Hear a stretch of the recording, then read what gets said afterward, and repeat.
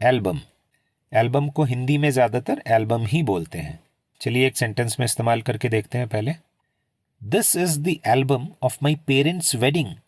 यह मेरे माता पिता की शादी का एल्बम है। यहाँ पे जिस एल्बम की हम बात कर रहे हैं वो ज़्यादातर आपने देखा होगा कि सभी के घरों में होता है। आजकल ज़्यादातर उन फोटोज़ को अपने फ़ोन्स पर या फिर अपने कंप्यूटर्स या लैपटॉप्स पर ही देखते हैं, लेकिन आज भी सब कुछ डिजिटल होने के बावजूद भी बहुत लोग अपनी शादी की फ़ोटोएं डिजिटल फॉर्म में तो रखते ही हैं इंटरनेट पे, सोशल मीडिया पे पोस्ट करने के लिए, लेकिन लोगों को अभी भी शौक है कि कम से कम शादी की फ़ोटोएं तो वो एल्बम में सजा के रखें। तो यहाँ पे उस एल्बम की बात हो रही है कि this is the album of my parents wedding. Wedding मतलब शादी।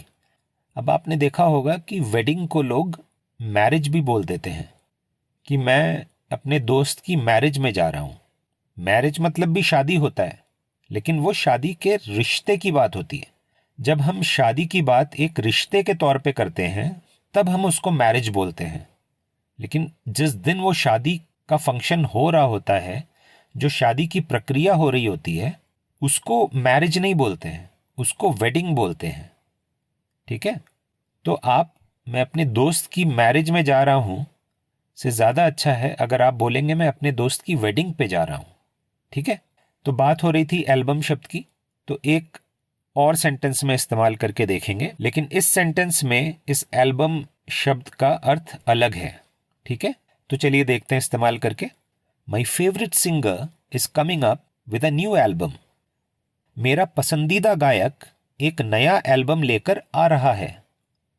एल्बम शब्द का कनेक्शन संगीत से भी है, यानी कि जब कोई सिंगर, कोई गायक या कोई बैंड या कोई ग्रुप या कोई फिल्म अपने संगीत का, अपने गानों का कलेक्शन रिलीज करता है एक साथ, तो उसको भी एल्बम बोलते हैं।